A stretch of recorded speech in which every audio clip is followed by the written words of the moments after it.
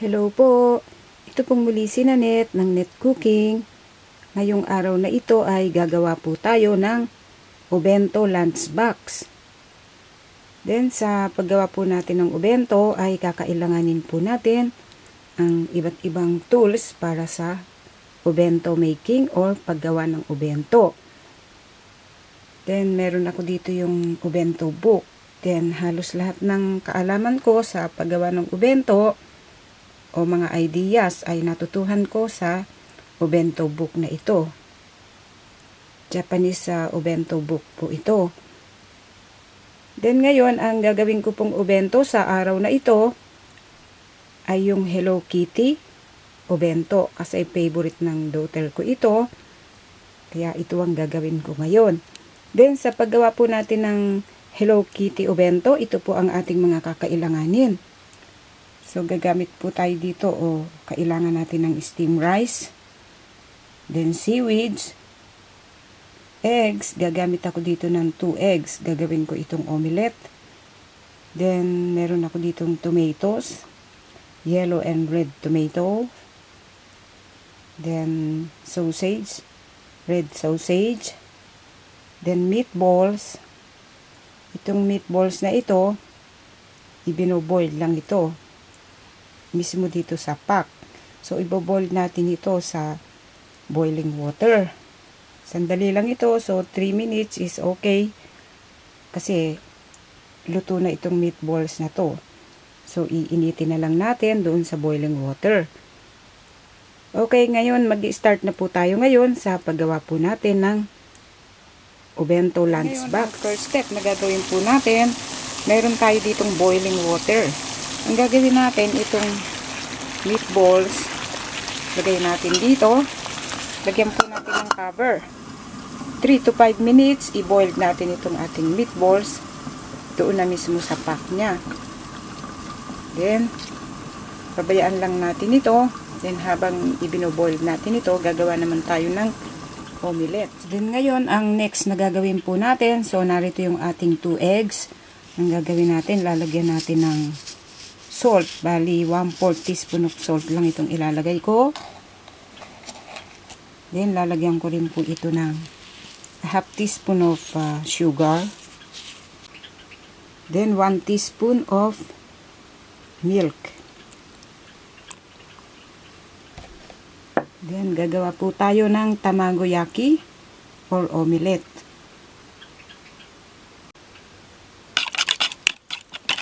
I-beat natin. Huwag lang nating i-beat na masyado. So, okay na to. Meron po tayo ditong frying pan. Nilagyan ko lang siya ng konting cooking oil. Basta't sumayad lang doon sa frying pan yung cooking oil. Ngayon, gagawa po tayo dito. Dito natin lulutuin yung ating omelette.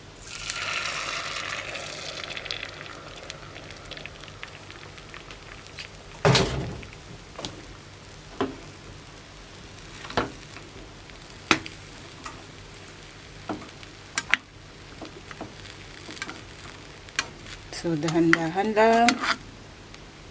Paikot-ikot lang yan.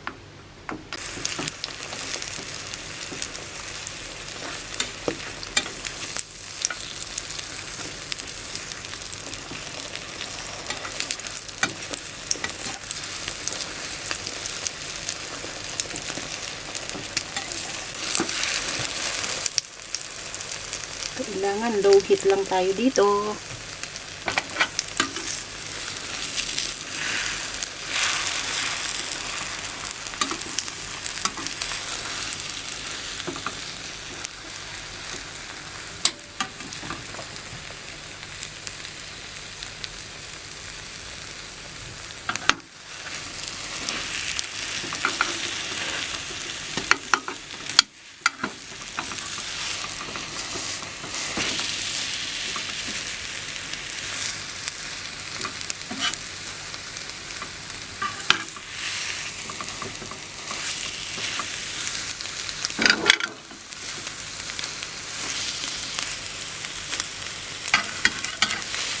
Then, okay na po itong ating omelette. So, Hanguin na natin. Turn off na natin ang heat.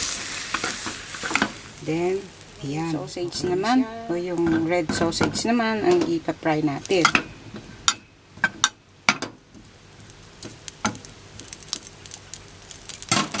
Then ngayon, narito na po yung ating mga nilutong sausage.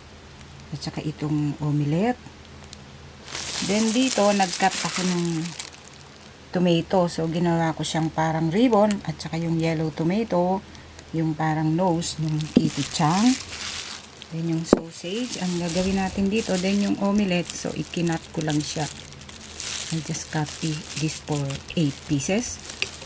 And then itong sausage, ang gagawin natin dito, mag-form tayo ng parang heart.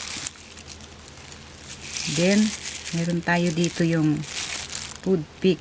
Ang gagawin natin, so, itusok lang natin. So, makakagawa tayo ng heart. So, makaka-form tayo ng heart dito sa sausage. Then, narito yung ating seaweeds. Then, meron tayong pangkat ng ribbon dito ng Kitty Chang. Then ngayon, ipapak na po natin yung ating Obento lunch box. Okay. Then ngayon, narito yung ating nilutong meatballs o yung ibinoiled natin. Na-i-boiled na natin yung meatballs. Ang gagawin natin, so lalagay natin dito. Then set aside muna natin. Then narito yung ating rice. So yung kalahati ng steam rice natin, kasi para may lasa siya, lalagyan natin yung kung tawagin is parang furikake. Yan. This is made from salt, then seaweeds, then meron siyang halong parang dried salmon para may lasa yung steam rice natin. Then, ang gagamitin ko po dito itong Hello Kitty. So, dito ko i-shape yung rice. Then, syempre, uunahin natin itong white rice. So, yung pinaka-top niya, white rice muna ilalagay ko para malinis yung pinaka-face o mukha ng Kitty Chang. Then, sa ilalim ko ilalagay yung mayroong halong furikake.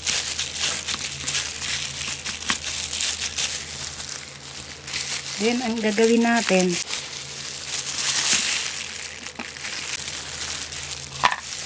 then, narito yung ating Kitty Chang.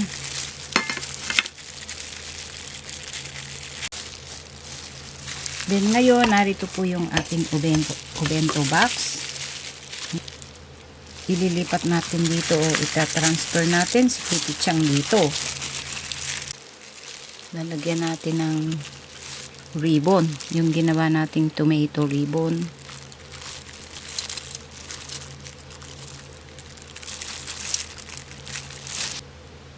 Yung eyes.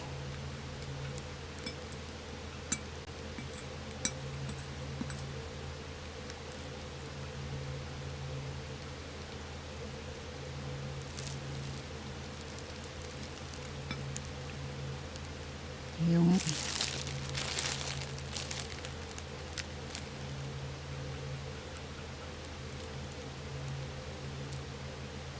lagyan natin ng nose.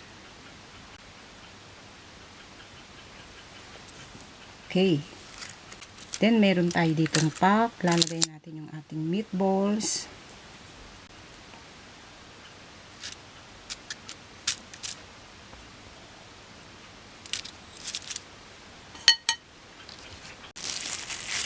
Then, dito natin ilalagay yung ating omelettes na ginawa kanina.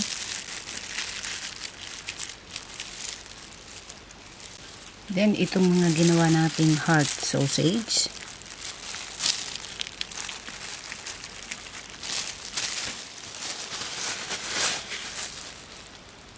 So, na-arrange na natin yung mga dapat nating ilagay. So, kailangan sa paggawa po natin ng obento or obento lunch box, ang mahirap lang dito yung mag-balance ng mga ilalagay natin.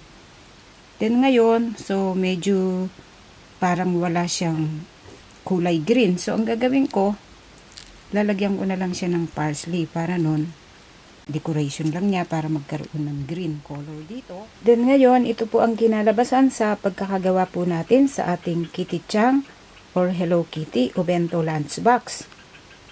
Sana po nagustuhan nyo ang pagkakagawa natin sa reseping ito. Marami pong salamat. Ito po muli si Nanette ng Net Cooking. Thanks po. Bye!